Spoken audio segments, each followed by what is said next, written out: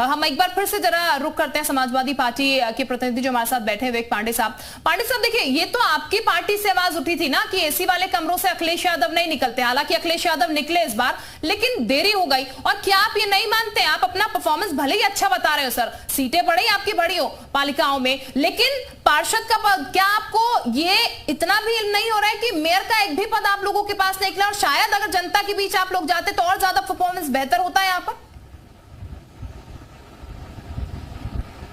देखिए, राजनीतिक और राजनीतिक गलियारा हमेशा आशावादी होता है। अगर हम इसको हार मान करके बैठ जाएंगे तो मुझे लगता है हम समीक्षा नहीं कर पाएंगे। और नहीं सर, मैं तो यही बोल रही हूँ, पिछली हारों से समीक्षा, पिछली हारों से जाहिर है समीक्षा आप लोग करते होंगे, पिछली हारों से सीख लेके ये तो बार बार सवाल उठता रहा है ना कि आप जनता के बीच क्यों नहीं निकल रहे हैं, क्यों आप उस तरीके से जनता के बीच जाके मुद्दे नहीं उठा रहे हैं। शायद इसका बहुत बड़ा अच्छा प्रभाव पड़ सकता है, जैसे कि बाकी पार्टियां कर रही हैं। देखिए, मैं एक बात तो स्थिति स्पष्ट कर दूं कि ये दुर्भाग्यपूर्ण जरूर रहा हमारे लिए कि कम से कम लखनऊ में जिस प्रत्याशी को हमने उतारा था, उस प्रत्याशी को जिस प्रतिशत में वोट मिले हैं विकास कार्यों को देखते हुए भी, इस पे हमें मुझे लगता है गंभीरता से बिल्कुल समीक्षा करेंगे हम। और क्या दृष्टिकोण रहा जनता का इस चुनाव में लखनऊ के प्रत्याशी को विशेष करके वोट न देने का, वो तो बिल्कुल समीक्षा का विषय है और होना भी चाहिए। लेकिन रायबरेली में क्या हुआ, 22 अपराधों में कन्विक्टेड एक अपराधी किस तरह थाने में ला करके गाड़ी खड़ी करता है, गालियां दे रहा था। भाई, इस तरह के अपराधियों को लेकर हम चुनाव नहीं लड़ रहे थे ना। हमारे विधायक वहां एफआईआर कराने बैठे थे और वहां खड़ा होकर गालियां दे रहा है। 22 अपराध उसके ऊपर है, बताइए, इतने गंभीर अपराधों में नामजद है वो, और वो पुलिस थाने के अंदर लाके फॉर्च्यूनर खड़ी करके किस दबंगई से देखिए वीडियो बना रहा था। तो मुझे लगता है, और फिर वही चीरहरण की कहानी, अभी मैं कहूंगा आप कहेंगे आरोप लगा रहे हैं। नहीं, हमारी महिला प्रत्याशी, बिल्कुल आपने जो बात आप कह रहे हैं, मुझे रिएक्शन आ रहा है मित्र त्रिपाठी साहब का, वो कुछ कहना चाह रहा है आपकी बात पर, बोलेगा मुझे। देखिए, उत्तर प्रदेश की जनता से आप माइक लगा कर पूछ लीजिए गुंडे अपराधियों की पार्टी कौन है, वो साफ बता देगा, बच्चा बता देगा। अखिलेश यादव समाजवादी पार्टी गुंडे की पार्टी है।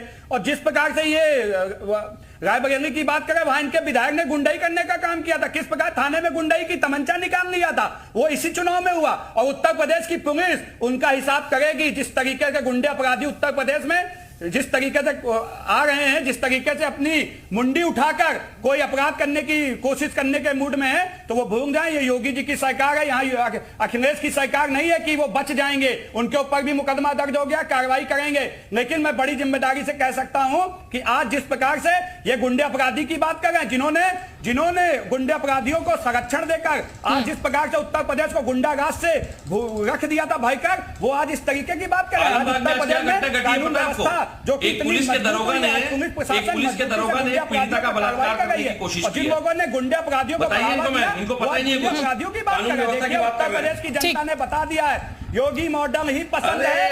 योगी आदित्यनाथ की बातें कर रहे हैं वो सब जग जाहिर है, न्यूज़पेपर पढ़ा कीजिए, प्रमुख है। ठीक, चलिए, जनता ने काम पर मोहर लगा दी है। डॉक्टर सुनील कौशिक साहब भी हमारे साथ बने, उनका भी हम जरा एक बार फिर से रुक कर लेते हैं, आप वापस लौटूंगी मैं आपके पास। सुनील कौशिक साहब, सबसे बड़ा फैक्टर आपको इसमें क्या नजर आ रहा है?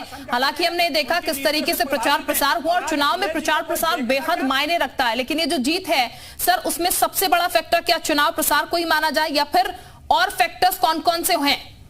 नहीं, देखो, कानून व्यवस्था मुझे लगता है सबसे महत्वपूर्ण मुद्दा होता है। किसी के पास तमाम सुविधाएं हों, तमाम पैसा हो, लेकिन कानून व्यवस्था सुदृढ़ नहीं है, कहीं भी लूट हो जाए, कहीं भी हत्या हो जाए, तो निश्चित तौर से पब्लिक जानती है इस बात को लेकर के। और जो चाहे अतीक अहमद को लेकर के घटनाएं हुई हो, चाहे उनके भाई का एनकाउंटर हुआ हो, बेटे का, ये चर्चाएं इस चुनाव में थी, इसमें कोई दो राय नहीं है। लेकिन बहुत सारे ऐसे निर्णय भी थे जहां मुख्यमंत्री जी ने लिए, चाहे अभी भी कैबिनेट में भी कल निर्णय लिए हैं उन्होंने, या चाहे फ्री राशन की व्यवस्था हो, चाहे सड़कों की गड्ढा मुक्त की बात रही हो, तमाम ऐसे मुद्दे रहे जनता से जुड़े हुए मुद्दे हैं। लेकिन सबसे महत्वपूर्ण मुद्दा जो अभी नगर निकाय के चुनाव में था, वो कानून व्यवस्था को लेकर के था। और अखिलेश यादव जी के आप ट्वीट देखेंगे तो निश्चित तौर से उनको घेरने का प्रयास किया। 2 दिन पहले किसी राणा की हत्या होती है तो किसी पार्टी का ट्वीट नहीं आता है, और किसी अतीक अहमद की हत्या हो जाती है, अतीक अहमद के बेटे की हत्या हो जाती है, तो तमाम राजनीतिक दलों को दर्द हो जाता है। ये थोड़ा सा मुझे लगता है यदि राणा पे भी आपको ट्वीट करना चाहिए था, वहां भी भाजपा को घेरना चाहिए था, तो यहां भी घेरना चाहिए था। दूसरी बात, बार बार आप इनकाउंटर पे सवाल खड़े करती रही समाजवादी पार्टी, बहुजन समाज पार्टी।